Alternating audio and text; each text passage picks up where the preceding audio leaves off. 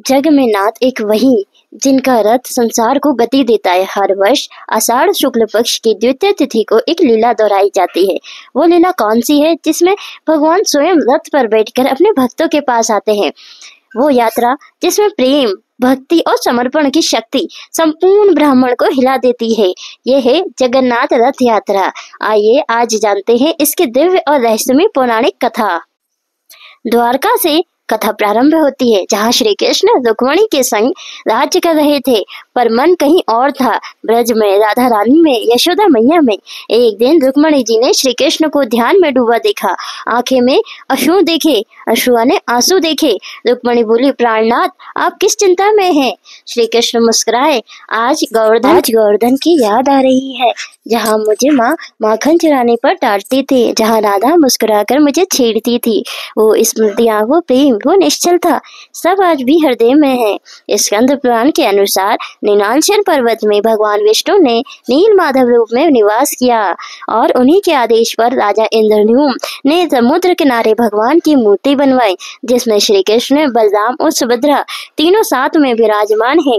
रथ यात्रा आरंभ की जाती है। इसकी कथा सुनिए। हर वर्ष आषाढ़ शुक्ल तीर्थ की तिथि पर भगवान जगन्नाथ, बलभद्र और सुभद्रा देवी रथ पर बैठकर निकलते हैं अपने मौसी के घर श्री गुंडीचा मंदिर की ओर। यह केवल यात्रा नहीं, ये उनके बचपन, उनके गोकुल, उनके ब्रज की ओर एक वापसी है, जैसे कोई अपने बचपन की गलियों में लौट रहा हो।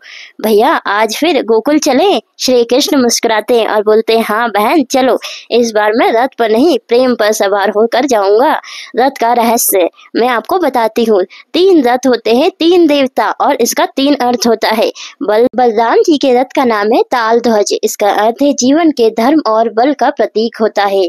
सुभद्रा जी का रथ का है पद्मा ध्वज, इसका अर्थ है करुणा, प्रेम और संतुलन की देवी।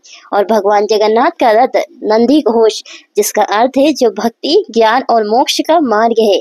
इन रथों को खींचना केवल रस्सी पकड़ना नहीं, ये तो अपने अहंकार को छोड़कर भगवान को जीवन में स्थान देना है। मैं खींचता प्रभु को, वो मुझसे खिंचवाते हैं, मेरी आत्मा से, मेरे समर्पण से, मेरे हृदय से। अब मैं आपको बताती हूँ भक्तों की कौन से चमत्कार हुए हैं। रथ यात्रा केवल एक दृश्य नहीं, ये करोड़ों भक्तों के भीतर की आशा है। एक अंधे भक्त की जो केवल भगवान की गंध से जानता है कि रथ यात्रा पास में है। एक वृद्ध की जो वर्षों से केवल प्रतीक्षा कर रहा है एक झलक के लिए, जीवित रहता है वो। एक निर्धन की जिसने संकल्प लिया था कि मरने से पहले एक बार रथ खींचूंगा, और जैसे ही रथ खींचा उसकी टूटी टांगे चल पड़ी।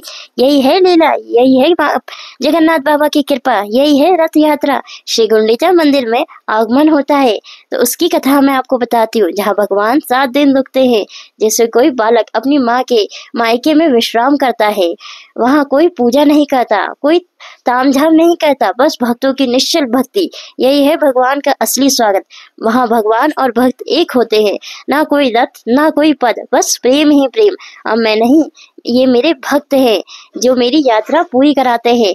रथ यात्रा हर वर्ष आती है, पर क्या हमारी आत्मा ने वो यात्रा शुरू की है जो हमारे अंदर भीतर, जो श्री कृष्ण तक ले जाए हमें?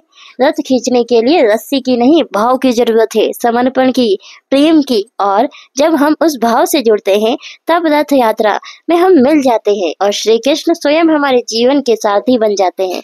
जय श्री जगन्नाथ बाबा।